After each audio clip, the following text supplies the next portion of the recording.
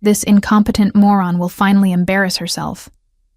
After this deal, I'm done with her. I stared at the text message glowing on Miles's tablet screen, my coffee growing cold in my hands. The words felt like ice water in my veins. 6 months. 6 months I had poured my heart, soul, and every waking moment into preparing for tomorrow's pitch meeting with Gravora Group, the deal that would make or break our consulting firm, Thornlin Analytics. My name is Joanna Wilkes, and for the past 8 years, I've been building something I thought was ours.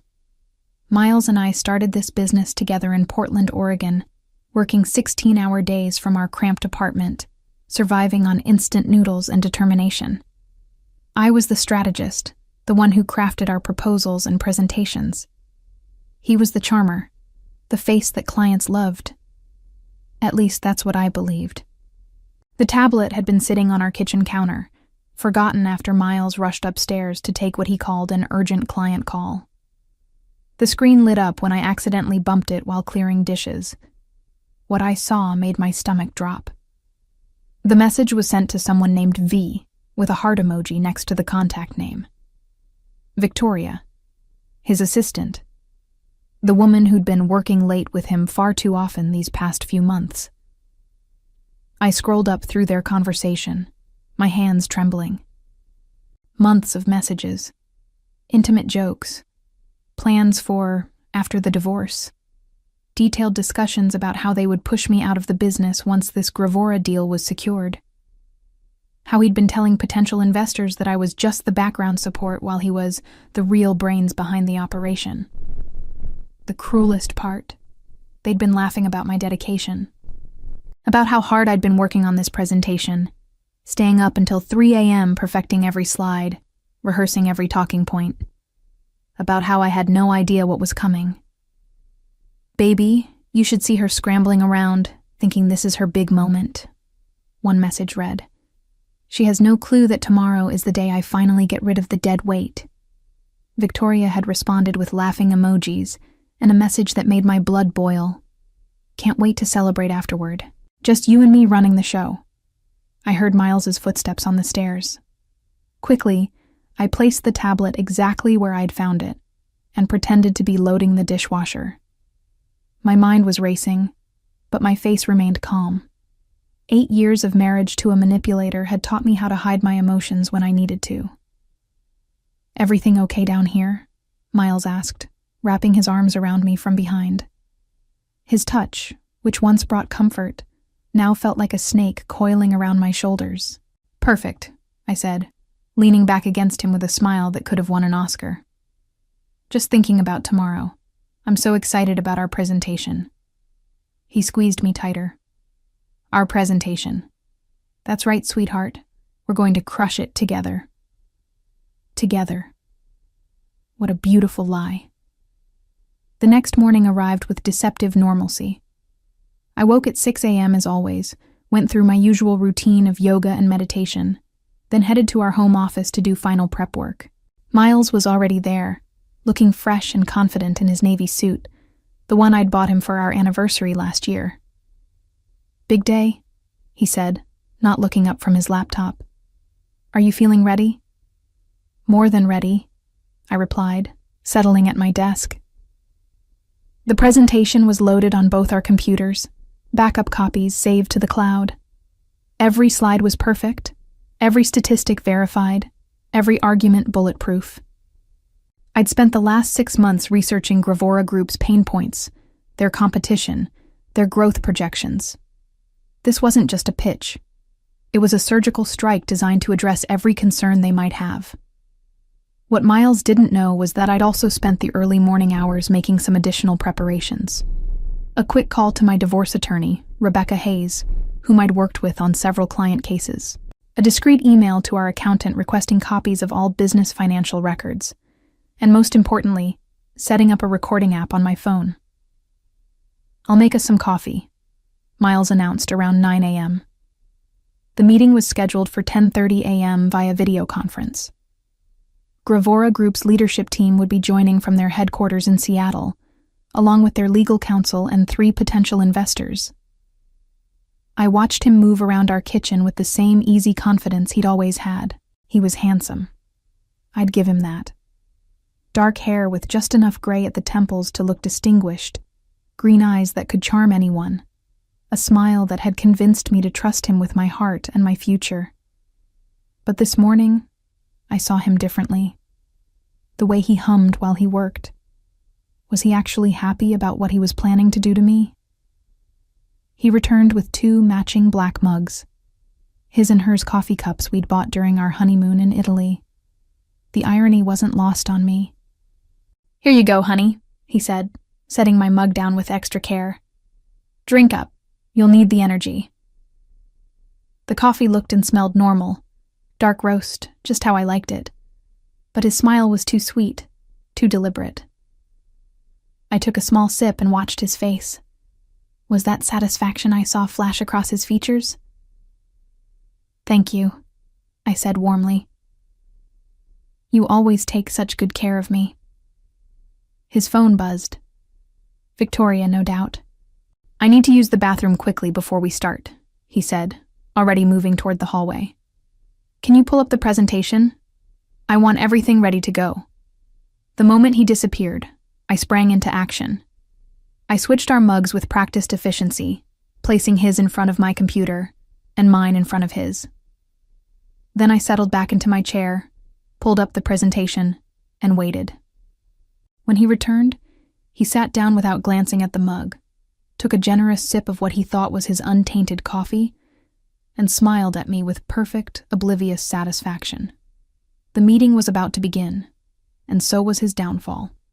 At exactly 10:30 a.m., our computer screen filled with faces.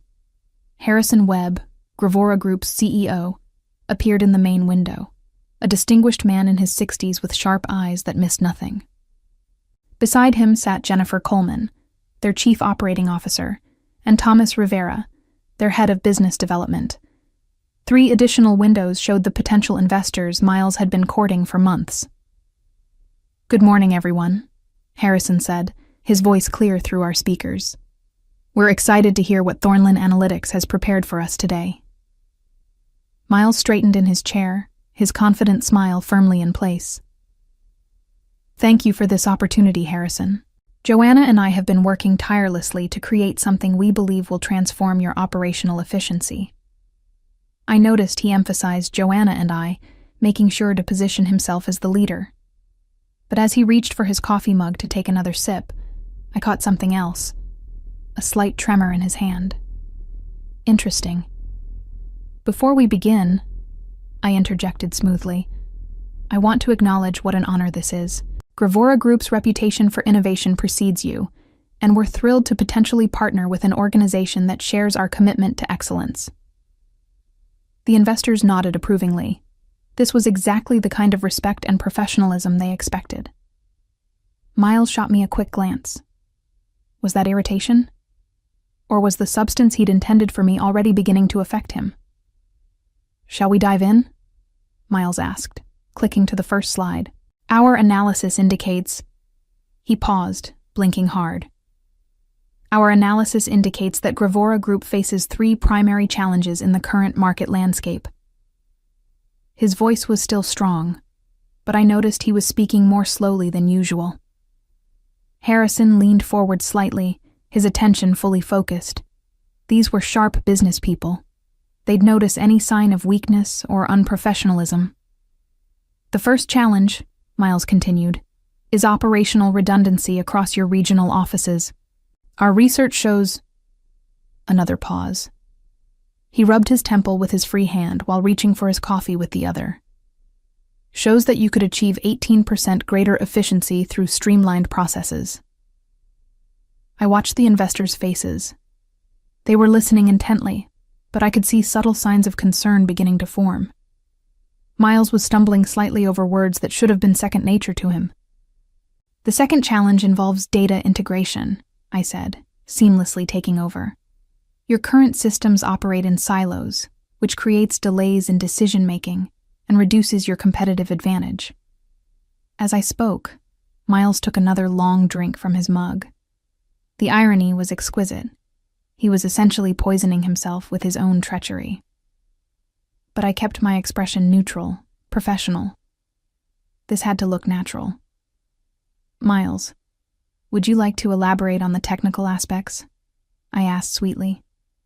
He blinked several times, clearly trying to focus. Yes, absolutely. The technical aspects they're quite complex, but essentially... His words were beginning to slur almost imperceptibly. Harrison's eyebrows rose slightly. In the business world, this kind of unprofessional behavior during a critical presentation was career suicide. And Miles was about to make it much, much worse. Miles? Jennifer Coleman's voice cut through the silence as my husband stared blankly at the screen, his mouth slightly open. 20 minutes had passed since the meeting began, and what had started as subtle confusion was now becoming impossible to ignore. I'm sorry, Miles said, shaking his head vigorously. There's something. He reached for his coffee again, taking another gulp as if it might clear his head. The substance, whatever it was working exactly as he'd planned it to work on me. The data integration challenges are significant. That was when Harrison Webb's expression shifted from polite attention to genuine concern. Mr. Wilkes, are you feeling all right? Perhaps we should reschedule if you're not well. I saw my opening. Harrison, if I may, I said, my voice calm and professional. Miles has been pushing himself extremely hard to prepare for this presentation. He was up until 4 a.m. last night making final adjustments. Perhaps I should take over while he collects himself. It was a masterful move. I appeared caring and professional while subtly suggesting that Miles's behavior was due to exhaustion rather than incompetence. But more importantly, I was positioning myself to salvage what he was destroying. That would be appreciated, Thomas Rivera said from his window. We're very interested in hearing the full proposal. Miles tried to protest. No, I'm fine. I can... But as he attempted to stand, he swayed slightly and had to grip the edge of the desk. The investors exchanged glances that spoke volumes. Please, darling, I said, standing and gently placing my hand on his shoulder. Let me handle this. You've done so much work already. To the camera, I added, I know every detail of this proposal as well as Miles does. We've been true partners in developing this strategy. What I didn't mention was that I had developed 90% of it myself. Miles had been the presentation face, but I'd been the brains behind every analysis, every recommendation, every innovative solution we were proposing. I smoothly transitioned to the next slide. As I was saying, your data integration challenges create a ripple effect throughout your entire operation. Our analysis of your Q3 reports shows that information delays cost you approximately $3 million in missed opportunities. Now I was in my element. This was what I'd been born to do. Take complex business problems and create elegant, profitable solutions. As I spoke, I watched the investors' faces transform from concern to interest to genuine excitement. Furthermore, I continued, clicking to a detailed chart I'd spent weeks perfecting, our proposed implementation timeline would have you seeing measurable results within 90 days, with full optimization achieved in 6 months. Harrison leaned back in his chair, clearly impressed. These metrics are quite ambitious, Mrs. Wilkes. How confident are you in these projections? Completely confident, I replied, without hesitation. We've modeled these scenarios using data from 3 comparable companies, and in each case, our methods exceeded projected outcomes. Behind me, Miles was trying desperately to regain his composure. He'd managed to sit back down, but his face was pale, and he was blinking repeatedly as if trying to clear his vision. The substance he'd intended to humiliate me with was systematically destroying his credibility instead. This is impressive work, Jennifer Coleman said. The depth of analysis is exactly what we'd hoped to see. Thank you, I said, genuinely pleased. This project represents months of research and strategic thinking. We understand that you have multiple consulting firms competing for this contract, which is why we've gone far beyond surface-level recommendations. As I spoke, I noticed one of the investors, Margaret Torres from Calden Moore Partners, taking notes furiously. That was always a good sign. In my peripheral vision, I could see Miles fumbling with his coffee mug again, clearly confused about why he was feeling worse instead of better. The beautiful irony wasn't lost on me. He'd planned to watch me humiliate myself, to use my supposed failure as justification for pushing me out of our business. Instead, he was witnessing my finest professional moment while experiencing the very fate he'd intended for me. But this was only the beginning. The best part was yet to come.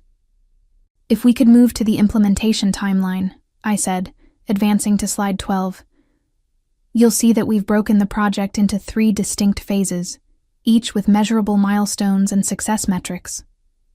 Harrison Webb nodded approvingly, but his attention kept drifting to Miles, who was now gripping the arms of his chair as if the room were spinning.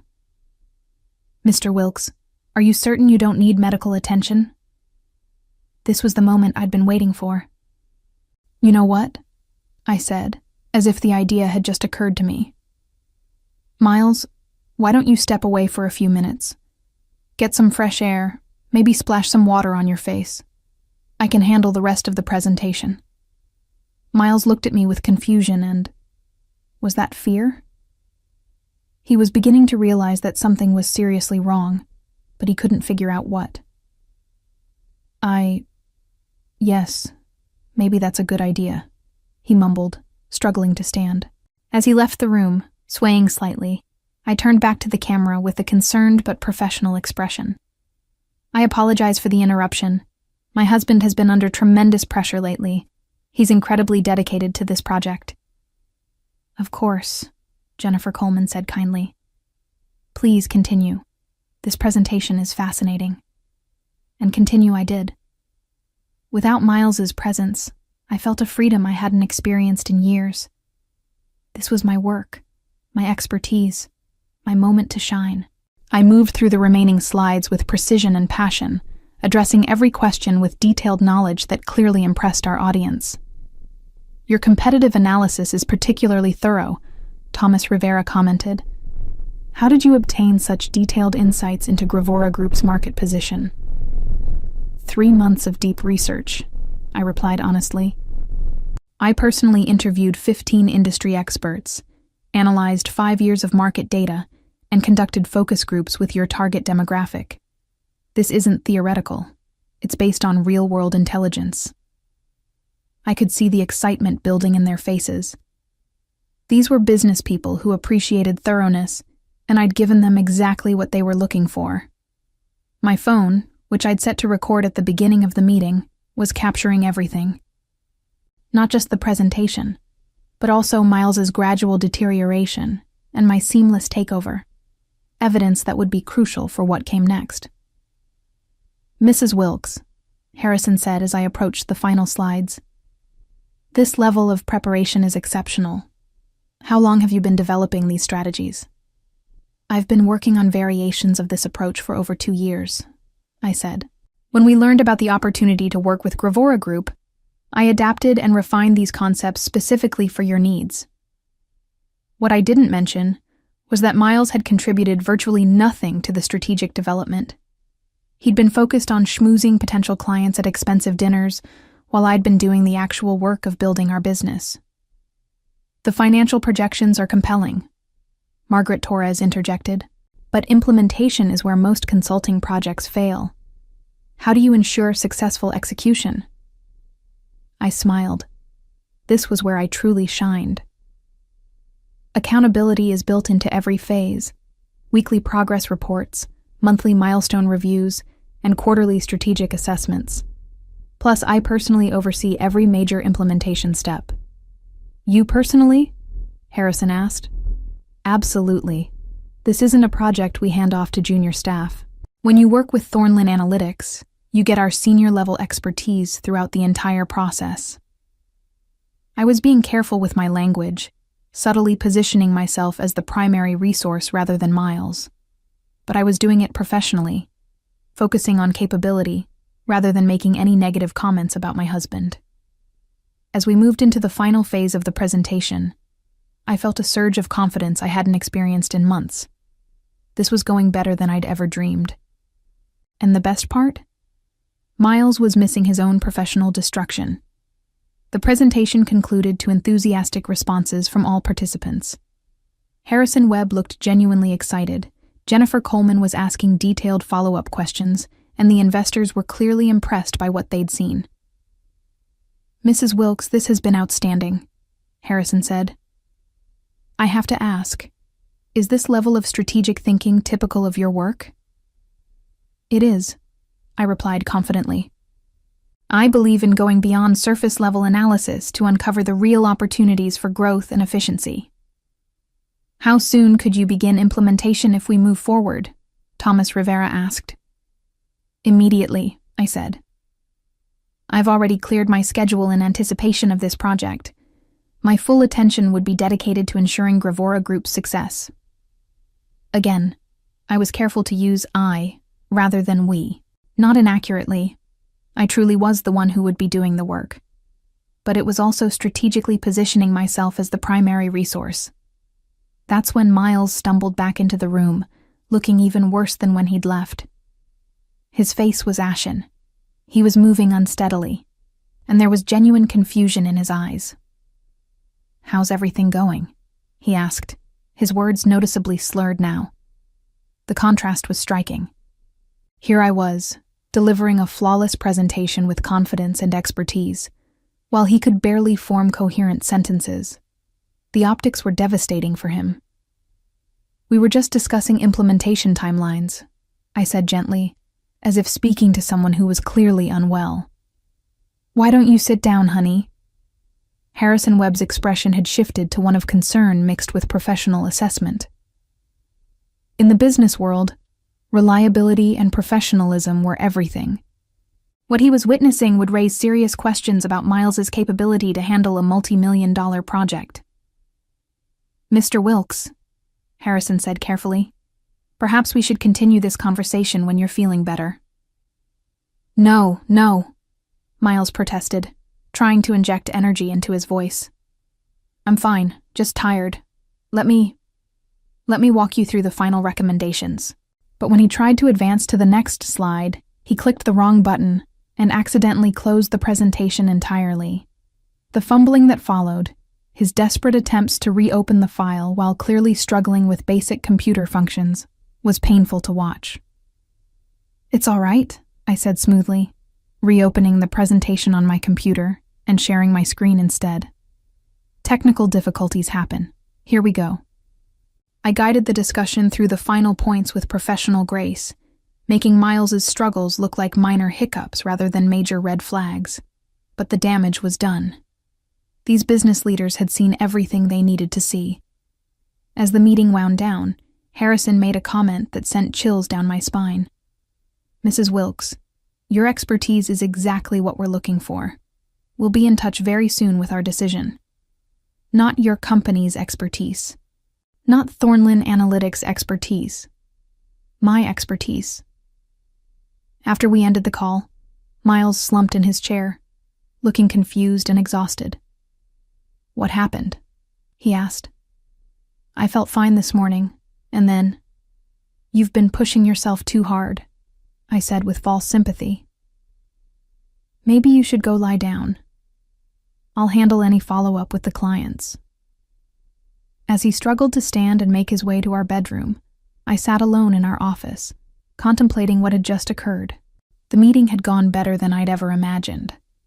I'd not only salvaged what Miles had tried to destroy, I'd potentially secured the biggest contract of our careers. But more importantly, I'd documented everything.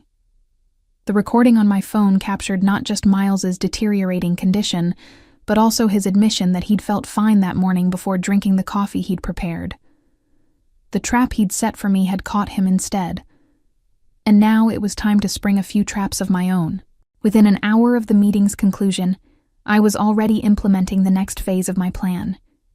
Miles was upstairs, sleeping off whatever substance he'd intended to use against me, while I worked methodically to secure my future and expose his betrayal. First, I called Rebecca Hayes, my attorney. "Rebecca, it's Joanna Wilkes. We need to meet today. I have evidence of my husband attempting to drug me, plus documentation of his plans to steal our business." "Joanna, that's a serious accusation. What kind of evidence are we talking about?" "Audio recordings, text messages, and witness testimony from a business meeting where he inadvertently dosed himself with whatever he'd put in my coffee. Can you meet me at 4 p.m.? Next, I forwarded the screenshots I'd taken of Miles's text conversation with Victoria to my secure email account. Then I sent a carefully worded email to Harrison Webb. "Dear Mr. Webb, thank you for your time today. I wanted to follow up personally on a few details from our presentation. As you may have noticed, my husband seemed unwell during our meeting. This morning's incident has made me realize that I need to address some personal matters that could affect our professional relationship. I want to assure you that my commitment to this project remains absolute, and my ability to deliver results is in no way compromised by these personal circumstances. I'll be available by email and phone for any questions you might have." It was professional, but hinted at underlying issues without being explicit. Harrison Webb was shrewd enough to read between the lines. Finally, I called our business accountant and requested an emergency audit of all company finances. I need documentation of who contributed what to the business, including intellectual property, client relationships, and financial investments. By 3 p.m., I'd also visited our bank and opened a separate business account in my name only, transferring the funds I could prove I'd personally contributed to the company. The intellectual property rights were trickier, but Rebecca would help me sort through those. Miles was still sleeping when I left for my attorney meeting. I left a note saying I'd gone to run errands and would be back by dinner. Let him think everything was normal for a few more hours. The irony was delicious. He'd spent months planning to push me out of our business, thinking I was too naive and trusting to see it coming. But his own arrogance had blinded him to the most important fact. I'd built this company. I was the strategist, the researcher, the one who created the solutions our clients paid for. He'd just been the pretty face delivering my work. Now he was about to learn exactly what happened when you underestimated the woman who'd made your success possible. At 6 p.m., I returned home to find Miles awake, but still groggy, sitting at our kitchen table with a cup of tea. The irony of him drinking something I'd prepared wasn't lost on me, though this time it was just harmless chamomile. "Feeling better?" I asked, setting down my purse and affecting a concerned tone. "I don't understand what happened," he said, rubbing his temples. "I felt fine this morning, then suddenly I could barely think straight during the meeting. I probably ruined everything." "Don't worry about it," I said soothingly. "I managed to salvage the presentation. Actually, Harrison Webb seemed quite impressed with our work." Miles looked up sharply. "Our work?" "Well, the strategic analysis we developed together," I said carefully. "Though I did most of the talking after you started feeling unwell." I watched his face as the implications sank in. If I'd successfully completed the presentation, then his plan to watch me fail had backfired completely. But he couldn't figure out how or why he'd been the one to fall apart instead. "Did they say anything about moving forward?" he asked. "Harrison said they'd be in touch soon with their decision. I think we have a real chance." What I didn't mention was the email I'd received from Harrison just an hour earlier. "Joanna, after today's presentation, I'm confident that you're exactly what Gravora Group needs. Let's schedule a call tomorrow to discuss terms. I was impressed not only by your strategic thinking but also by your professionalism under difficult circumstances. The contract was mine. The business was mine. And tomorrow, Miles would learn exactly how thoroughly his life was about to change." As we sat there sharing dinner, him still confused about his mysterious illness, and me quietly planning his downfall, I reflected on how poetic justice could be. He'd tried to drug me into professional humiliation. Instead, he'd drugged himself into obsolescence. The revenge was just beginning, but already, it was more satisfying than I'd ever imagined. 6 months later, I sat in my new office overlooking downtown Portland, reviewing the latest quarterly reports from the Gravora Group project. The results exceeded even my optimistic projections. We'd achieved a 22% efficiency increase and saved them $3.8 million in the first phase alone. The divorce had been swift and decisive. Rebecca Hayes had presented such compelling evidence of Miles's attempted sabotage and planned theft that his attorney had advised him to settle quickly.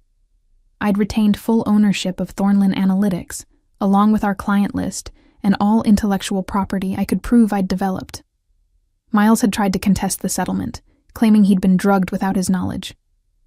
But when the toxicology report revealed traces of a mild sedative, something easily obtainable but requiring premeditation to use, combined with his text messages plotting to remove me from the business, his credibility had crumbled entirely. Victoria had been terminated from her position the same week I'd forwarded her inappropriate communications with my husband to her professional licensing board. The consulting industry in Portland was smaller than most people realized. Her reputation was effectively finished. I'd expanded the business by 40%, hired 3 brilliant analysts, and secured 2 additional major contracts based solely on the success of the Gravora project. The company that Miles had planned to steal from me was now thriving beyond either of our original dreams, and it was mine alone. Sometimes, late in the evening when I reviewed my work, I thought about that morning 6 months ago. How he'd handed me that coffee with such smug satisfaction, so certain he was about to watch me destroy myself. How he'd never imagined that his own arrogance would be his downfall. The beauty of perfect revenge, I'd learned, wasn't in elaborate schemes or dramatic confrontations. It was in simply allowing someone's own malice to consume them while you stepped aside and claimed the life they'd tried to steal. Miles had taught me one final valuable lesson. Never trust someone who would poison your coffee. But more importantly, always make sure you know which cup is which. In the end, justice had been served in the most fitting way possible. He'd drunk deeply from the cup of his own treachery, and I'd inherited everything he'd thought was his. As I looked toward the future, I couldn't help but smile at how perfectly the tables had turned in my favor.